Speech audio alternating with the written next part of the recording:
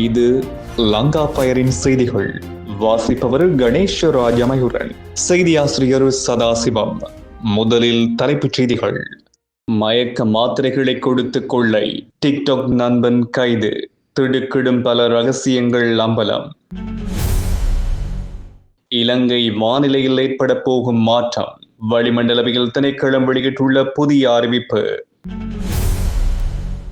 Nipah virus குறித்து வெளியாகியுள்ள புதிய அறிவித்தல். அச்சத்தில் மக்கள். நிபா வைரஸினால் ஏற்பட போகும் ஆபத்து, விழிப்போடு இருக்குமாறு எச்சரிக்கை. இடையூறுகளின்றி நாடு திரும்புவதற்கு புதிய யோசனை, இலங்கையில் வரவுள்ள புதிய சட்ட திருத்தம், மகிழ்ச்சியில் புலம்பெயர்ந்தோர்.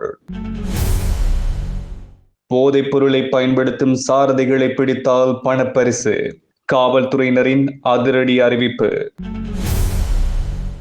இலங்கையில் உச்சத்தை தொட்ட தங்கத்தின் விலை, நகை வாங்க காத்திருப்போருக்கு அதிர்ச்சி.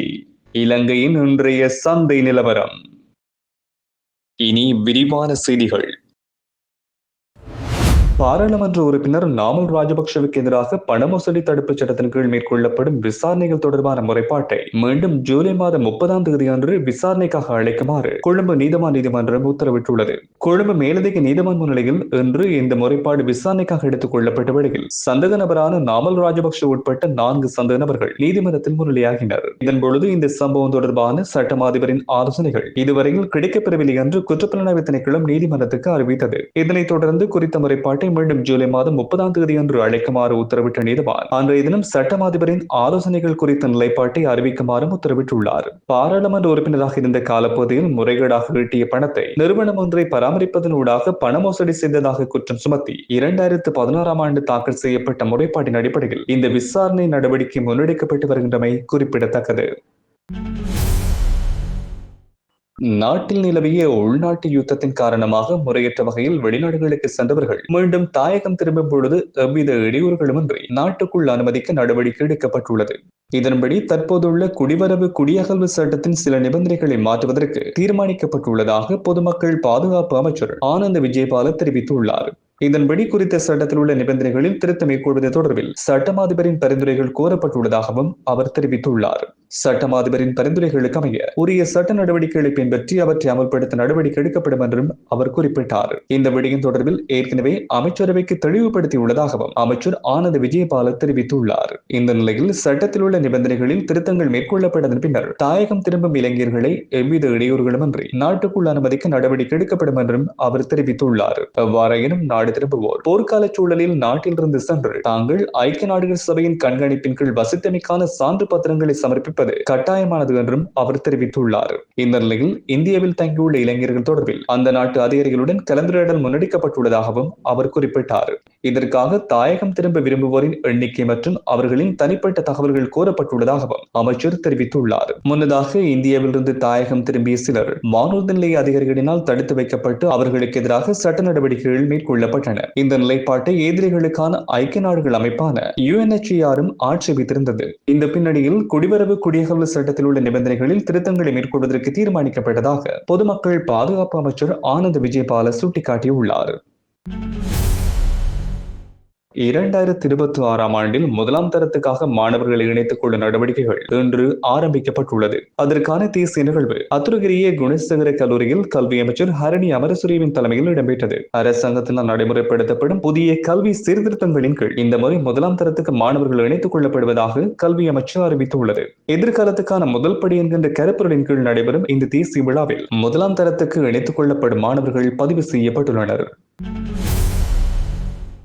2025ஆம் ஆண்டு டிசம்பர் மாதத்தில் இலங்கையின் ஆடை ஏற்றுமதி வருமானம் அதிகரித்துள்ளது. ஒட்டுமொத்தமாக டிசம்பர் மாதத்தில் ஏற்றுமதி வருமானம் 2024ஆம் ஆண்டு டிசம்பர் மாதத்தை விட 23.3 மில்லியன் டாலர்களினால் அதிகரிப்பை பதிவு செய்துள்ளது. இதற்கு பிரதானமாக அமெரிக்க ஐக்கிய ராஜ்யம் மற்றும் ஐரோப்பிய ஒன்றியத்திடமிருந்து கிடைக்கப்பெற்ற கேள்வியின் அதிகரிப்பே காரணம் என்று குறிப்பிடப்பட்டுள்ளது. இந்த கேள்வி அதிகரிப்பினால் டிசம்பர் மாதத்தில் அதிக லாபத்தை பெற்றுக்கொள்ள இலங்கையினால் முடிந்துள்ளதாக ஆடை சங்கங்களின் சம்மேளனம் வெளியிட்டுள்ள தரவுகளுக்கு அமைய தெரிவிக்கப்பட்டுள்ளது. 2024ஆம் ஆண்டு டிசம்பர் மாதத்துடன் ஒப்பிடுகையில் 2025ஆம் ஆண்டு டிசம்பர் மாதத்தில் அமெரிக்காவுக்கான ஏற்றுமதி 6.49 வீதத்தால் அதிகரித்துள்ளதோடு அது $178.29 மில்லியன் என்று பதிவு செய்யப்பட்டுள்ளது. அதேபோன்று ஐரோப்பிய ஒன்றியத்துக்கான ஏற்றுமதிகள் 6.76 வீதத்தினால் வளர்ச்சியடைந்து $141 மில்லியன் ஐக்கிய ராஜ்யத்துக்கான ஏற்றுமதிகள் 12.95 வீதத்தினால் அதிகரித்து $55.12 மில்லியன் வருமானமாகவும் பதிவாகியுள்ளது. எவ்வாறாயினும் ஏனைய நாடுகளுக்கான ஏற்றுமதிகள் 4.6 வீதத்தால் குறைவடைந்துள்ளதுடன் அது $72.8 மில்லியன் என்று குறிப்பிடப்பட்டுள்ளது. இதன்படி 2025ஆம் ஆண்டு ஜனவரி மாதம் முதல் டிசம்பர் மாதம் வரையிலான முழு ஆண்டு காலப்பகுதியில் மொத்த ஆடை மற்றும் ஜவுளி ஏற்றுமதி $5.2 பில்லியன் பதிவு செய்துள்ளது.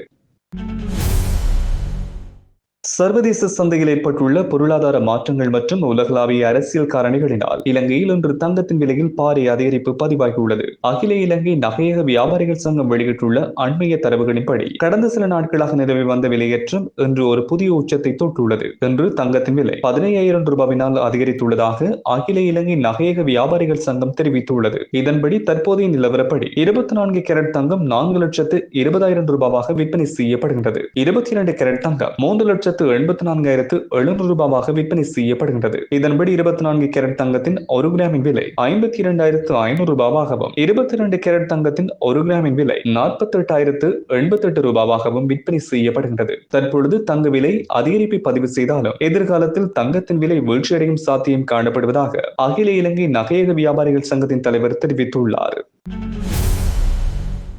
இந்தியாவில் பரவி வரும் நிபா வைரஸ் குறித்து இலங்கை மக்கள் தேவையற்ற அச்சம் கொள்ள தேவையில்லை என்று சுகாதார பிரதி அமைச்சர் மருத்துவர் ஹன்சக விஜயமுனி தெரிவித்துள்ளார். நிபா வைரஸ் குறித்து இலங்கையின் சுகாதாரத்துறையினர் தீவிர அவதானத்தை செலுத்தி வருகின்றனர். இருப்பினும் இதுவரையில் இலங்கையில் அவரும் பாதிக்கப்படவில்லை என்றும் அவர் தெரிவித்துள்ளார்.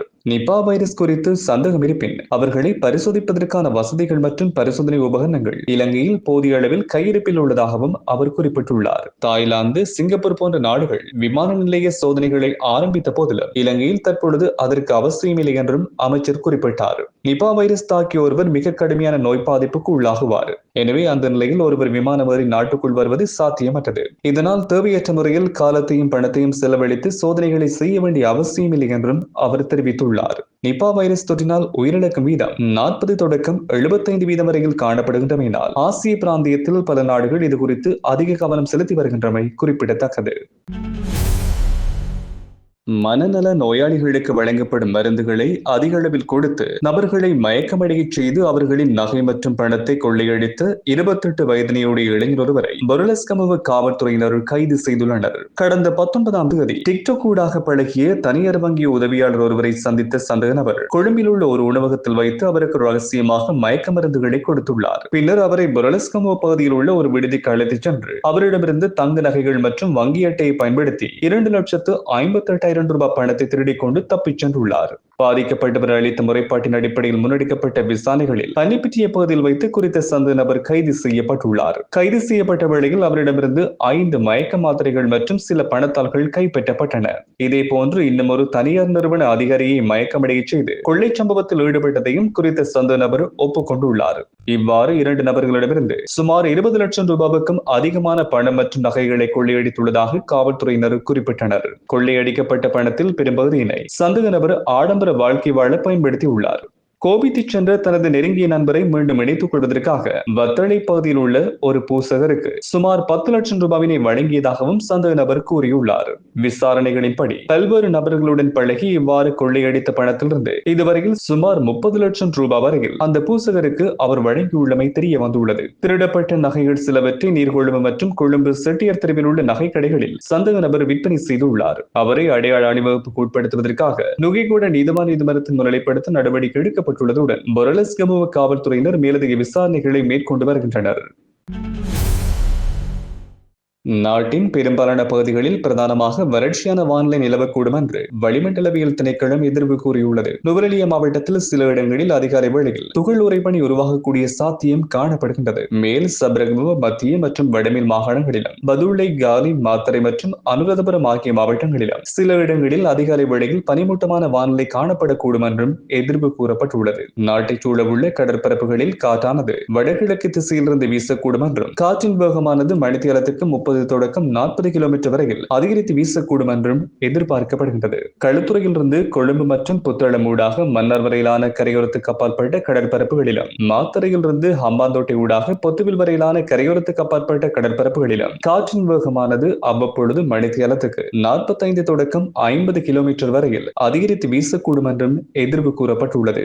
களுத்துறையிலிருந்து கொழும்பு மற்றும் புத்தளம் ஊடாக மன்னார் வரையிலான கரையோரத்துக்கு அப்பாற்பட்ட கடற்பரப்புகளும், மாத்தறையிலிருந்து ஹம்பாந்தோட்டை ஊடாக பொத்துவில் வரையிலான கரையோரத்துக்கு அப்பாற்பட்ட கடற்பரப்புகளும் அவ்வப்பொழுது ஓரளவு கொந்தளிப்பாக காணப்படும் என்றும் எதிர்பார்க்கப்படுகின்றது.